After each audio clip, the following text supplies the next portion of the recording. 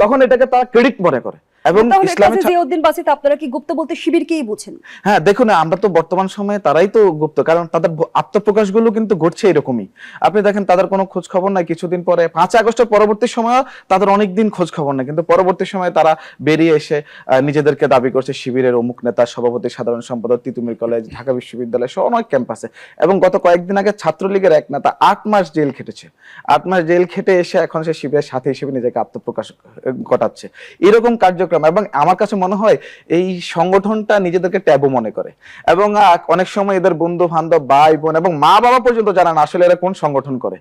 এবং অনেক সময় জামাতের লোকজনের বউ জানে না যে সে কি আসলে জামাত করে না কি করে। এই যে রাজনৈতিক যেই একটা মানে এই তত্ত্ব যে গুপ্ত থেকে রাজনীতি করা, এটা শুধু রাজনৈতিক কৌশলকে ধ্বংস করে না, এটা অনেক সংগঠনকে ধ্বংস করে দেয়। এবং সবচেয়ে মজার বিষয় হচ্ছে ছাত্র শিবির যখন অন্য দলের মধ্যে গিয়ে গুপ্তভাবে তাদের রাজনৈতিক চর্চা করে, তখন এটাকে তারা ক্রেডিট মনে করে এবং মনে করে যে তারা এটা অনেক বিশাল একটা ব্যাপার এবং এটাকে তারা হালাল করে ফেলে।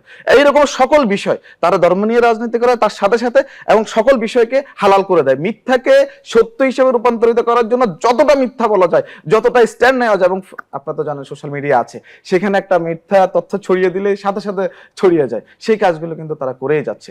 এবং এই গুপ্ত রাজনৈতিক কার্যক্রম থেকে বেরিয়ে আসার জন্য বাংলাদেশ জাতীয়তাবাদী ছাত্রদল ছাত্র শিবিরকে আহ্বান করছে, আসুন আপনারা মুক্ত গণতান্ত্রিক চর্চায় আসুন এবং প্রতিটি ক্যাম্পাসে যে সংঘাতের দিকে আপনারা নিয়ে যাচ্ছেন সেটা থেকে বেরিয়ে এসে প্রতিযোগিতামূলক রাজনীতিতে আসুন। কারণ 5 আগস্টের পরে এবং 12 ফেব্রুয়ারি নির্বাচনের পরে বাংলাদেশ জাতীয়তাবাদী ছাত্রদল প্রতিটি ক্যাম্পাসে ক্যাম্পাসে শিক্ষার্থীদের অধিকার আদায় এবং শিক্ষার্থী বান্ধব কার্যক্রমগুলো প্রচলন করেছে। এগুলো তো আপনারা সহযোগিতা করেন, একটা শব্দের জন্য আপনারা সংঘাত সৃষ্টি করতে পারেন। পরবর্তী অংশে আবারও ফিরছি আপনার কাছে।